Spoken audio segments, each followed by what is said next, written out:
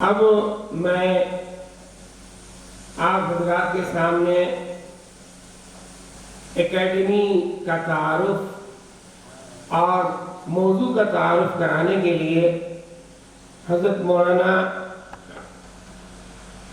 مفتی جنید صاحب فلاحی دامت برکاتہم العالیہ جو اکیڈمی کے رکن رکین ہیں، اور حضرت مولانا ذوالفقار صاحب رحمہ اللہ جو شیخ الحدیث فلاح دارین ترکیسر تھے، ان کے فرزند ارجمند ہیں، جانشین ہیں، اور ملی قومی علمی میدانوں میں سرگرم عمل ہے، اور خصوصاً علماء کے درمیان کے روابط کے استحکام میں مفتی صاحب کا کردار بہت نمایاں ہے۔ اور اسی طرح دور جدید میں نوجوانوں کی شخصیت سازی، ذہن سازی، مزاج سازی کے لیے مفتی صاحب کی کاوشیں قابل قدر ہیں، جو اس دور جدید میں اسلام کے جدید تقاضوں کے مطابق کام کر سکیں۔ اب ہم بصد احترام حضرت مولانا مفتی جنید صاحب کو دعوت دیتے ہیں کہ وہ ڈائس پہ تشریف لائیں اور اکیڈمی اور موضوع کا تعارف پیش فرمائیں۔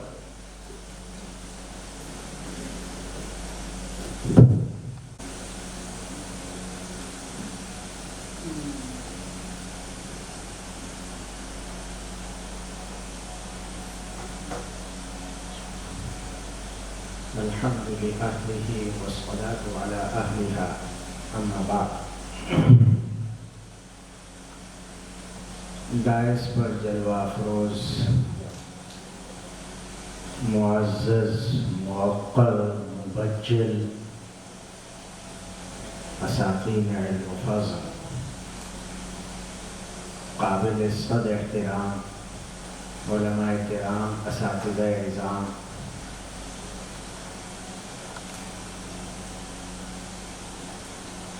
معزز فضلاء کرام،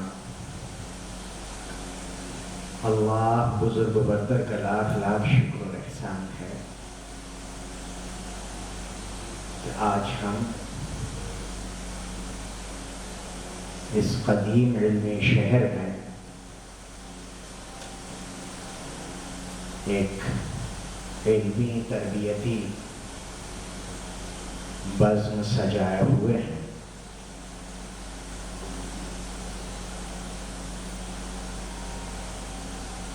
یہ ایک بہت بڑی خوشی کی بات ہے کہ اس وقت اسٹیج سے لے کر آخر تک شہر ہی کے نہیں، مدھیہ پردیش کے مختلف مدارس اور جامعات کے علماء اور اساتذہ اعظام، قابل و لائق اور فائق فضلاء اپنے اکابر کے ساتھ روبرو ہو رہے ہیں۔ یہاں ایک طرف آپ دیکھ رہے ہوں گے کہ اسٹیج پر اسلامی فقہ اکیڈمی کے سیکریٹری برائے امور سیمینار حضرت مولانا عبید اللہ صاحب صاحب تشریف فرما ہے۔ حضرت کی اصول فقہ پر لکھی ہوئی کتاب عالم عرب کے جامعات میں پڑھائی جا رہی ہے۔ یہ ہم ہندوستانی نئی نسل کے لیے بہت بڑے افتخار اور بہت بڑے اعتماد کی بات ہے کہ ہمارے اکابر اساتذہ کو صرف یہی نہیں کہ اس ملک کی سرزمین پر مقبول نگاہوں سے دیکھا جاتا ہے، بلکہ ان کے علوم اور ان کی تحقیقات کو عالم عرب ہو، یورپ ہو اور دوسرے بر اعظم ہوں، سبھی जगहों के अरबाब इल्म व फज़ल की निगाह में ज़ाहिर है इनकी कदर बहुत बुलंद है और इनके उलूम से सभी जगह इस्तिफ़ादा किया जा रहा है। इस दर्जे के असातिज़ा हमें नसीब हैं, ये हमारे लिए खुशकिस्मती की बात है, बहुत बड़े एतमाद की बात है कि हमें दूसरे घरों में झांकने की ज़रूरत नहीं है। आज लोग हमारे घरों से इस्तिफ़ादा कर रहे हैं। आप देख रहे हैं स्टेज पर एक बहुत ही मुअज़्ज़ज़ और बुज़ुर्ग शख्सियत जनाब प्रोफेसर अब्दुल शकूर साहब की तशरीफ़ फरमाएं। ये इस पीराना साली के बावजूद आपको अंदाज़ा होगा कि 32वीं या 34वीं PhD कर चुके हैं। कितने सारे मज़ामीन हैं जिन पर प्रोफेसर साहब की इंतहाई दर्जे गहरी नज़र है। ज़ाहिर है ये इस्लामिक फ़िक़्ह एकेडमी इस लिहाज से 100,000 बार शुक्रिया की मुस्तहिक़ है कि वो उलूम जदीदा हो या उलूम नबविया हो, इन दोनों के माहिरीन को, मुस्तफ़ीदीन को भी और मुफीदीन को भी एक प्लेटफॉर्म पर जमा करने का जज्बा रखती है, प्लान रखती है और उस पर अमल करती है कि हम इनसे इस्तिफादा करें, इनके उलूम से बहरावर हों, इनकी इस्तिलाहात को समझें, इन उलूम से वाकिफ हों और इधर दूसरी तरफ नबवी उलूम पर हमारी गहरी नज़र हो। हम मुल्क के मायानाज़ उलमाए किबार से फैज़याब हों, मुख्तलिफ अनावीन पर उनसे गुफ्तगू हो, उन्हें सुना जाए। इससे जदीद फुज़ला का ज़हन खुलता है, उनको नई सिमत मिलती है, नई जहद मिलती है, नई सोच और नई फिक्र मिलती है।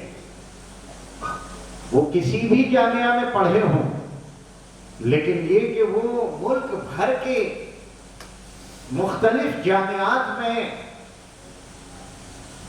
जो किबार असातिज़ा अपने अपने फन में, अपने अपने सब्जेक्ट में महारत रखते हैं, उनसे वो इस्तिफादा कर सकें, मुख्तलिफ मौज़ूआत पर उनसे कुर्बत बना सकें।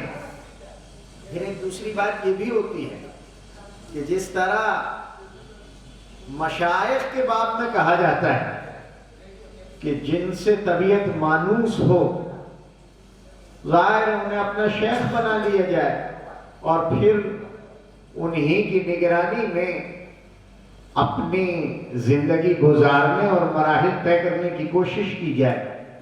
इसी तरह ये मुख्तलिफुल मिजाज जो अबकरी शख्सियात हैं, जब हमें इनसे करीब होने का मौका मिलता है तो जाहिर है कि कौन हमारे मिजाज से ज्यादा हम आहंग नजर आता है या हम किसके मिजाज से हम आहंग हो रहे हैं, उनके मुताबिक उनके उलूम से आगे फैज़याब हुआ जा सकता है, उनकी किताबों से इस्तिफादा किया जा सकता है। इसके मौक़े एकेडमी फराहम करती है। इसी सिलसिले की एक कड़ी है ये। इस वक्त स्टेज पर आप देख रहे हैं सिर्फ भोपाल शहर नहीं, मध्य प्रदेश की एक अजीम इल्मी शख्सियत जिन्होंने हिंदुस्तान की अजीम दरसगाह के अजीम असातिज़ा से भी इस्तिफादा किया और उसके बाद वो आलम अरबी से अपनी इल्मी तिश्नगी बुझाकर फैज़याब होकर यहाँ तशरीफ लाए, बरसों से यहाँ तदरीसी खिदमत भी अंजाम दी और फिर अपनी कछार से निकलकर जब उम्मत की क़ियादत की बागडोर संभाली है तो जाहिर है कि उसमें भी वो आज के हालात में जो एक मोतदिल मिजाज लेकर चलते हैं, वो अपनी मिसाल आप हैं, जिनसे मेरी मुराद हज़रत मौलाना मुश्ताक अली नदवी मदनी दामत बरकातुहुम हैं। जाहिर है ये वो लोग हैं जिनसे استفادے کا موقع ایسے مواقع پر مل جاتا ہے. کہاں کہاں من کل فج عمیق سے لوگ آتے ہیں, علماء اور فضلاء آ رہے ہیں, کن کن مدارس میں ہیں, کہاں کہاں سے اٹھ کر آتے ہیں. ظاہر ہے کہ یہ آفتاب و مہتاب جب جمع ہیں تو ان ستاروں کو اپنا اپنا رنگ لینے اور اپنی اپنی روشنی وصول کرنے کا موقع مل جاتا ہے. اس طرح آپسی ڈائلاگ ہوتا ہے, آپسی گفتگو ہوتی ہے, قریب سے ملنے کا موقع ملتا ہے, سوالات کرنے کا موقع ملتا ہے. یہ جو ورکشاپ ہوتے ہیں ان میں خاص طور سے یہ بات رکھی جاتی ہے کہ ایک موضوع پر باقاعدہ گفتگو ہو گئی, اب آپ کو اس سلسلے میں کیا اشکالات ہیں, کیا سوالات ہیں, کون سی باتیں ایسی رہ گئی ہیں جن میں ابھی تفہیم کی مزید ضرورت ہے, آپ انہیں پیش کرتے ہیں. ظاہر ہے کہ اس سے آپ کی سطح کا اندازہ محاضر کو بھی ہو رہا ہے اور اس کو مزید پھر کس انداز میں گفتگو کرنی ہے, کس انداز میں تفہیم کرنی ہے, اس کی سہولت بھی میسر آتی ہے. ہمارا بھی ذہن کھلتا ہے, بہت سے کنسیپٹ کلیئر ہو جاتے ہیں, بہت سی ذہنی الجھنیں دور ہو جاتی ہیں. اس کے لیے اس طرح کی کلاسز بھی لگائی جاتی ہیں. چونکہ یہ کلاس ہے اس لیے اس کو زیادہ وسعت نہیں دی جا سکتی. اکیڈمی کی طرف سے تو ایک تو کورونا کا مسئلہ بھی ہے, قانونی اور صحت کے لحاظ سے جو پیچیدگیاں اس وقت حالات نے اختیار کر رکھی ہیں وہ بھی سب پیش نظر ہیں. دوسرے یہ کہ اکیڈمی اس کو ایک کلاس روم کے انداز میں لینا چاہتی ہے ورکشاپ کو, اس لیے زیادہ فضلاء کو نمائندگی دینا دشوار تھی. اس لیے پھر اس قضیہ لائن حل کو اس طرح حل کرنے کی کوشش کی گئی کہ بھائی اس کو ایک کلاس روم ہی باقی رکھا جائے, لیکن ہم ان محاضرین کے فیوز کو اور علوم کو یوٹیوب چینل کے ذریعے سے شائع کرنے کی کوشش کریں تاکہ جو حضرات یہاں شرکت نہیں کر سکیں, چونکہ یہاں یہ اس علاقے میں ابھی یہ نئی پیداوار آئی ہے علماء کرام کی, یہ ایک نئی پیداوار ہے. قدیم دور میں آپ چلے جائیں تو ضلع کے ضلع خالی نظر آتے ہیں. اب اللہ کا شکر احسان ہے کہ امت کا رجوع ہو رہا ہے اس طرف اور اب نوجوان فضلاء آنے لگے ہیں, یہ پروڈکشن مارکیٹ میں آ گئے ہیں. اب ظاہر ہے کہ ہمیں ان کی ذہن سازی بھی کرنی ہے, ان کی فکر کو درست بھی کرنا ہے, ان کو مرغوبیت سے محفوظ بھی رکھنا ہے. بہت سی مرتبہ بہت سے جملے ایسے ہوتے ہیں, بہت سے الفاظ ایسے ہوتے ہیں جو ہمیں مرغوب بنانے کی کوشش کی جاتی ہے, جن کے ذریعے سے ظاہر ہے کہ ہمیں اپنا ذہن اتنا کھلا رکھنا ہے, تطبیقی ذہن رکھنا ہے. جو آج کے الفاظ اور آج کی اصطلاحات اور آج کے کلمات ہیں, جو آج کی جملہ بازی ہے, اس کو ہم اپنے قدیم علوم سے کس طرح میچ کرنے کی کوشش کرتے ہیں, یہ ان حضرات سے سمجھنے کی چیز ہوتی ہے. تو یہ کلاس جہاں اس وقت میں یہاں لگی, ہم نے دیگر جامعات کے ذمہ داران سے بھی یہ درخواست کی اور دیگر فضلاء کرام تک بھی یہ خبر پہنچانے کی کوشش کی کہ آپ یوٹیوب کے ذریعے سے آن لائن شرکت کر سکتے ہیں. ویسے آن لائن کی سہولت بہت بڑی تھی جس سے ہم مدارس اور جامعات کے لوگوں کو بھی فائدہ اٹھانا چاہیے تھا, لیکن اگر عمومی حالات میں یہ استفادے کے اس ذریعے کو استعمال کرنے کی اگر اشاعت کی جاتی تو شاید ہم 50 سال میں جہاں تک پہنچتے, خدا بھلا کرے. وبائے کورونا سے جہاں کچھ پازیٹیو عناصر پیدا ہوئے ہیں ان میں سے ایک یہ بھی ہے کہ ہمارے جامعات نے, ہمارے مدارس نے, ہماری ملی تنظیموں نے اور ہمارے علماء نے یہ آن لائن استفادے کی شکلیں قبول کر لی. تو یہ ایک بہت اچھا موقع ہے کہ جو فضلاء کرام یہاں نہیں پہنچ سکے ہیں انتظامی پیچیدگیوں اور کورونا کے مسائل کی وجہ سے, دوسرے اکیڈمی نے ہم پر جو بندش لگا رکھی ہے کہ آپ 50-60 سے زیادہ فضلاء کو جمع نہ کریں, اس کے لیے یہ اس کو کلاس روم ہی رکھیں. تو ظاہر ہے کہ وہ یوٹیوب کے ذریعے سے پورے اسٹیٹ میں, بلکہ اسٹیٹ سے آگے ہٹ کر انٹرنیٹ کا کہ وہ ساتھیں تو لامحدود ہو رہی ہیں, نہ معلوم کہاں کہاں تک اس سے استفادہ کیا جا رہا ہوگا اور کیا جائے گا انشاءاللہ العزیز. ہمیں اس کی ہم پر امید بھی ہیں اس پر. اللہ عز و جل اس پروگرام کو کامیابیوں سے ہمکنار فرمائے اور اس اکیڈمی کے اس علاقے میں یہ باکورۃ القدم ہے. آگے مزید اس طرح کے ورکشاپس ہمارے علماء کے لیے، فضلاء کے لیے قائم کرتے رہنے کے مواقع، توفیق اور توجہ نصیب فرمائے. اصل میں اس اکیڈمی کے سامنے بھی پورا ملک ہوتا ہے، اس لیے کبھی کبھی مانگ کر لانا پڑتا ہے. یہ بھی مواقع ہوتے ہیں کہ کبھی مانگ کر بھی لانا پڑتا ہے. جماعت والے کہتے ہیں کہ ہمیں بسا اوقات جماعتیں مانگ کر لانا پڑتی ہیں جو قیمتی جماعتیں ہوتی ہیں. ہمیں بھی کبھی کبھی اس طرح اپنے اکابر کے در سے اس طرح کے پروگرامز مانگ کر لانے ہوتے ہیں. سیمینار بھی مانگ کر لانے ہوتے ہیں، ورکشاپ بھی مانگ کر لانے ہوتے ہیں. کیونکہ ہمیں یہ فضلہ نظر آ رہا ہے اور ان کی پیشانیوں پر جو نور چمک رہا ہے، ان کے یہاں جو وسعت نظر ہے، جو فکر ہے، جو قابلیتیں ہیں وہ نظر آ رہی ہیں. صرف ان کو صحیح سمت دینے کی ضرورت ہے، ان کی مرعوبیت کو دور کرنے کی ضرورت ہے، ان کی قابلیتوں کو نکھارنے کی ضرورت ہے.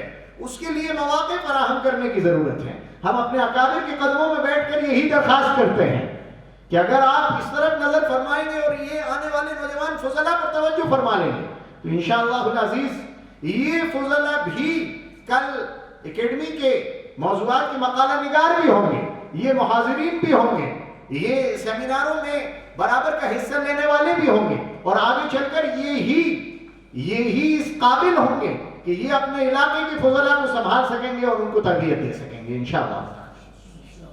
اس وقت جو موضوعات سامنے ہیں یہ دیکھیے، اس میں الفاظ بڑے بھاری بھرکم ہوتے ہیں. مختلف مذاہب کے ساتھ ڈائیلاگ، بقائے باہم کی بنیادیں، ہندوستانی مذاہب کے درمیان مشترکہ اقدار. ظاہر ہے نبی پاک صلی اللہ علیہ وسلم مدینہ منورہ میں تشریف لائے ہیں. سب سے پہلے نبی اکرم صلی اللہ علیہ وسلم نے یہود کے ساتھ الگ، نصارہ کے ساتھ الگ، مشرکین کے مختلف قبائل کے ساتھ الگ الگ گفتگو بھی فرمائی ہے. اور ہمیں کس طرح اب شہر میں مختلف مذاہب کو مانتے ہوئے آپس میں محبتوں کے ساتھ کیسے رہنا ہے اس کے لیے معاہدات بھی فرمائے. ظاہر ہے کہ معاہدہ اس وقت تک نہیں کیا جا سکتا جب تک سامنے والے کو مطمئن نہ کر لیا جائے. تو ظاہر ہے کہ اس کے لیے مطمئن بھی کیا گیا ہے. یہی ہے بقائے باہم. اس کی بنیادیں کہاں ملیں گی؟ اب وہاں جو سب سے پہلا معاہدہ ہو رہا ہے نبی اکرم صلی اللہ علیہ وسلم کا مدینہ منورہ تشریف آوری کے بعد، وہاں سے ہمیں بقائے باہم کی بنیادیں ملتی ہیں. اور صرف ہمیں نہیں ملتی، سارے عالم کو اگر بقائے باہم کی بنیادیں میسر آئیں گی تو کائنات کے سب سے بڑے استاد جناب محمد رسول اللہ صلی اللہ علیہ وسلم کے مدینہ منورہ میں کیے ہوئے معاہدے سے ملیں گے. مختلف مذاہب کے لوگ ہوں گے اور ظاہر ہے کہ جب مذاہب ہوتے ہیں تو مذاہب میں کہیں کہیں فیملیز ہوتی، کچھ مشترکہ اقدار ہوتی. قرآن پاک نے اسی کی طرف اشارہ کیا اور کہا یا اہل الکتاب تعالوا الی کلمۃ سواء بیننا وبینکم. جو کلمہ سوا ہے، جو ہماری مشترکہ اقدار ہیں، پہلے ہم ان پر تو آ جائیں. وہاں تک تو ہمارا آپ کا سب کا اتفاق اور اتحاد ہے. تو جو نقاط اتحاد ہیں پہلے ہم ان پر بات کرتے ہیں تاکہ ہمیں یہ اندازہ تو ہو کہ ہم کتنے قریب ہیں. پھر جو نقاط اختلاف ہیں وہ بات کا درجہ رکھتے ہیں، ان پر گفتگو ہوتی رہے گی. ظاہر ہے کہ مشترکہ اقدار کو سامنے رکھ کر ہی ایک اسٹیج پر مختلف مذاہب کے لوگوں کو جمع کیا جا سکتا ہے. ایک عنوان کے تحت، ایک موضوع کے تحت سب کو گفتگو کرائی جا سکتی ہے. اسلام میں وطن پرستی کا مفہوم ظاہر ہے کہ یہ اس وقت بہت ہی گرما گرم موضوع ہے، اس لیے کہ اس میں بیلنس بنانا ضروری ہے. ایک طبقہ وہ ہے کہ اس میں بہکتا ہے تو وہ وطن پرستی کے نام پر اس وقت مستقل اس کی کشمکش چل رہی ہے، بلکہ کشمکش سے ہٹ کر کشاکش چل رہی ہے، کھینچا جا رہا ہے۔ پورے وطن کا مفہوم ایک رنگ میں رنگ دیا جائے، پورے ملک کو سرسوں کا ایک کھیت بنا دیا جائے، اور اسی رنگ میں ساری اقوام کو اور سارے مذاہب کے ماننے والوں کو ایک ہی رنگ میں رکھنے کی کوشش کی جائے، ان کو مشرکانہ رسوم اور روایات پر عمل کرنے کا پابند کیا جائے، یہ کوشش چل رہی، اور اس کو وطن پرستی قرار دیا جائے۔ پہلے تو ہمارے یہاں پرستش کا جو لفظ ہے، یہ الوہیت یہ صرف اللہ کے ساتھ خاص، ہم پرستی نہیں کرتے، پرستش ہم اللہ کی کرتے ہیں۔ ہمارے یہاں محبت ہے، ظاہر ہے کہ اس زمین سے محبت ہے جہاں ہم پیدا ہوئے ہیں، اس کی تعمیر و ترقی میں ہمارا کردار ہوگا، وہ ہمارا اولین فریضہ ہے، اس کی حفاظت میں ہمارا کردار ہوگا، اور یہ کردار ہمارا آج کا نہیں ہے، یہ 800 سال ہماری وہ تاریخ، اور پھر انگریزی دور کی 180 سالہ تاریخ، اور اس کے بعد یہ 72-73 سال کی یہ تاریخ روز روشن کی طرح آیا ہے کہ ہم ترقیات میں اپنا کردار نبھاتے ہیں، رسوم اور روایات میں نہیں، یہ فرق ہے۔ ظاہر ہے کہ وطن پرستی کا لفظ جب استعمال کیا جائے گا تو ہمیں دونوں انتہاؤں سے بچنا ہے۔ اس کا اعتدالی مفہوم کیا ہوگا؟ اگر ہمیں کل کو کسی شہر میں رہتے ہوئے اس موضوع پر اگر آپ کئی مذاہب کے لوگوں کے ساتھ بولنے اور بیٹھنے کا موقع ہو تو ہم مرعوبیت کا شکار نہ ہو جائیں، اس لیے کہ جو لوگ حکمرانی کا غرہ رکھتے ہیں، ظاہر ہے کہ وہ اپنی طرف کھینچنے کا ایک مزاج یہ بنا لیتے ہیں کہ ہمارا حق ہے کہ ہم سب کو اپنے رنگ میں رنگیں اور اپنی طرف کھینچیں۔ اس وقت میں محمد الرسول اللہ صلی اللہ علیہ وسلم کے غلام اور ماننے والے اور حضور کے دین کے پاسدار اور محافظ کا یہ فریضہ ہے کہ اس پر دور کوئی بھی ہو، زمانہ کوئی بھی ہو، لیکن وہ مستحکم رہے، مضبوط بنیادوں کے ساتھ کھڑا رہے، وہ اپنے دین سے سر منہ انحراف نہیں کرے گا۔ امام احمد بن حنبل نے فرمایا تھا کہ اگر آج میں نے انحراف کرنے ذرا ایک قدم ہٹانے کی کوشش کی تو دین بدل جائے گا۔ ظاہر ہے کہ اس کی اجازت کہیں نہیں دی جا سکتی۔ ہمارے اکابر کہاں سے چلیں گے آپ، اور محمود الحسن دیوبندی تک چلے جائیں، جتنے بھی ہمارے مشائخ اور اکابر ہیں، سب نے ایک ہی زبان استعمال کی ہے کہ ہم سر منہ انحراف نہیں کریں گے اپنے دینی اقدار سے، اپنے عقائد اور تحفظات سے۔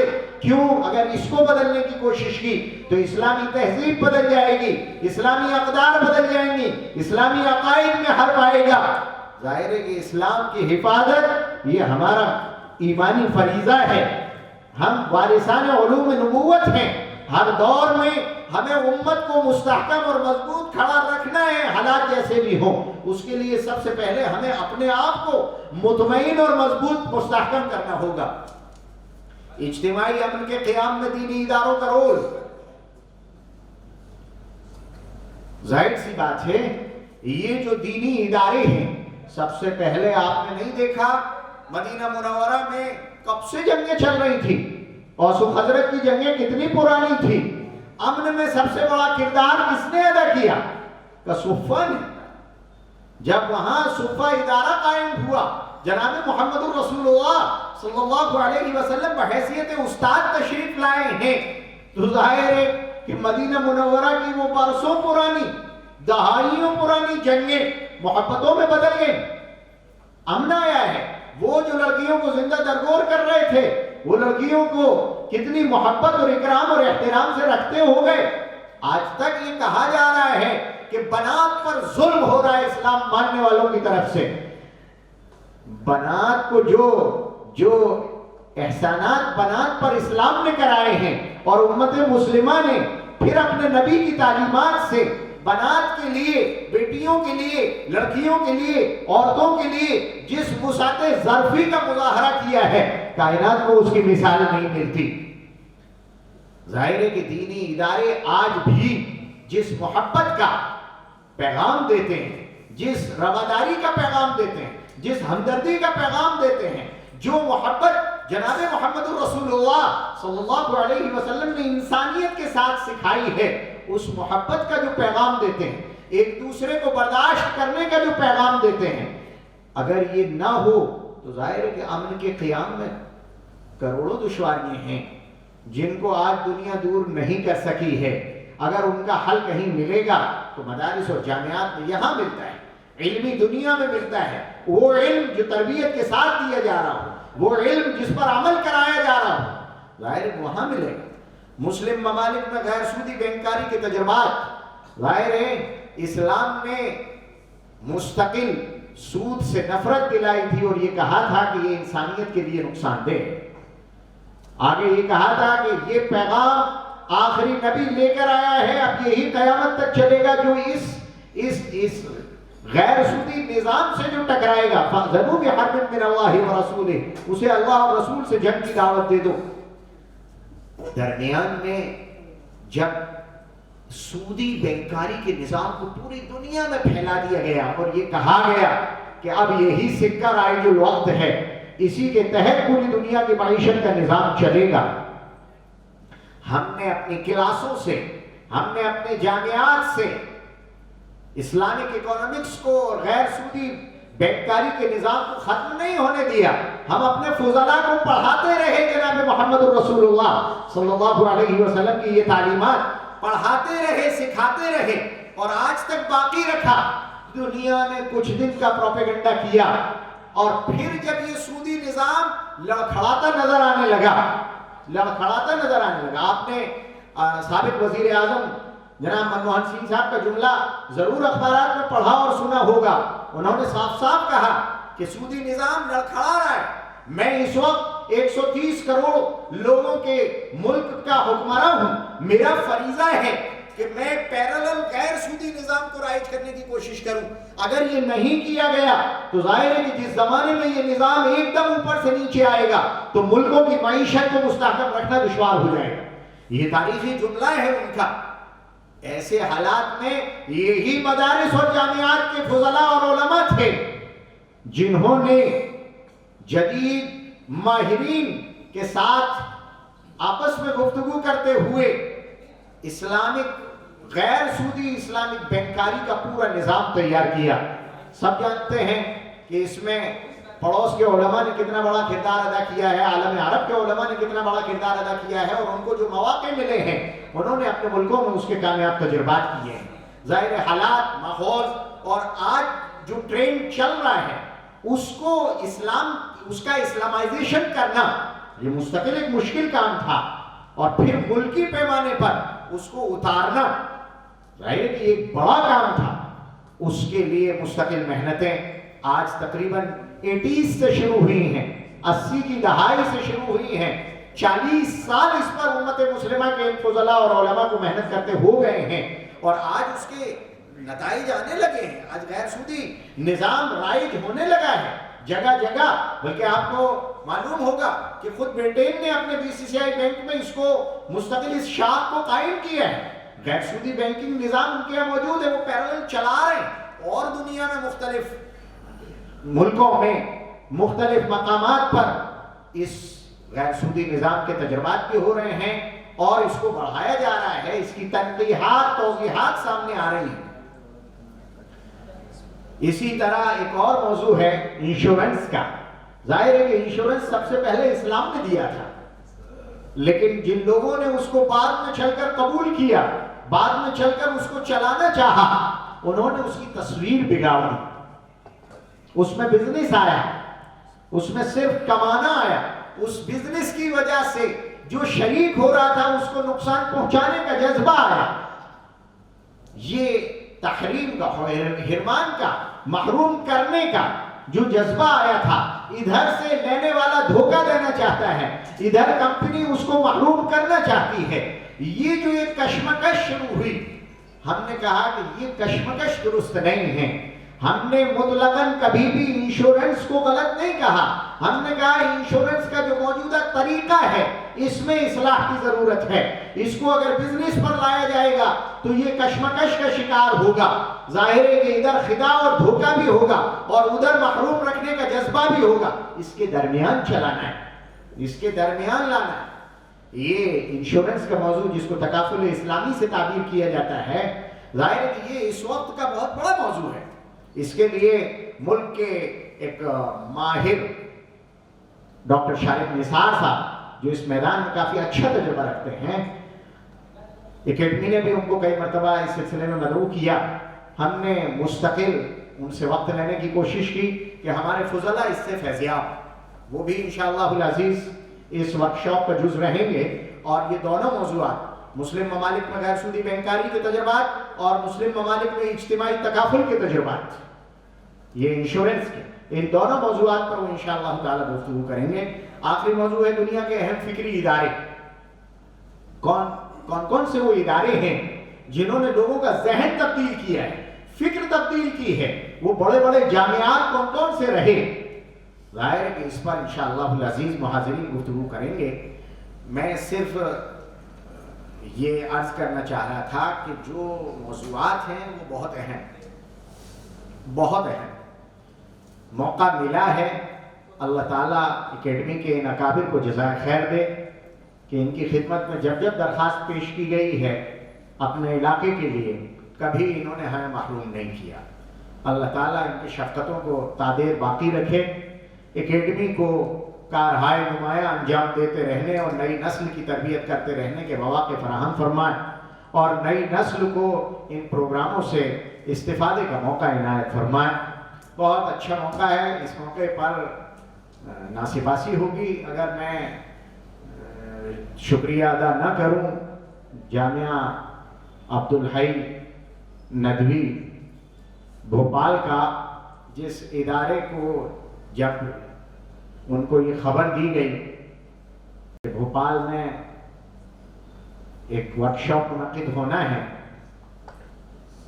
انہوں نے بہت جلد اسے قبول بھی کیا. ان کی درخواست بھی پہلے سے پڑی ہوئی تھی، انہوں نے اسے قبول کیا، اور اللہ کا شکر ہے کہ ان کے پورے ہی اساتذہ اور پورا عملہ ان کا انتہائی جوش و خروش کے ساتھ، میں دیکھ رہا ہوں 2 ہفتوں سے مستقل کام میں لگا ہوا ہے. اور آج وہی محنتیں اور کاوشات ہیں کہ آپ حضرات یہاں آج یہ خوبصورت بزم میں تشریف فرمائیں. جن لوگوں نے یہ ہوٹل فراہم کیے اور دوسرے انتظامات کیے ہیں، ہم سبھی کے لیے دعا گو ہیں. اللہ ہی ان سب کو اجر جزیل نصیب فرمائے، اور فضلاء کی جو ذہن سازی ہوگی اور اس سے اس علاقے کی امت مسلمہ کی جو ذہنی ترقی ہوگی، جو دینی استحکام ہوگا، اس سب میں ان حضرات کا بھی حصہ نصیب فرمائے. میں نے وقت زیادہ لے لیا، اس پر معافی کا خواستگار ہوں. اللہ عز و جل مجھے بھی اور ہم سب کو قبولیت نصیب فرمائے. آمین. وآخر دعوانا ان الحمدللہ رب العالمین. حضرت مفتی صاحب عصری اسلوب میں شعور آفرینی کا پیغام فکر انگیز اور سحر انگیز اسلوب میں پیش فرما رہے تھے. ہم تہہ دل سے ان کے شکر گزار ہیں. انہوں نے موضوعات کی دلنشین تشریح فرما کر ہمیں پیغام فکر دیا ہے، پیغام عمل دیا ہے.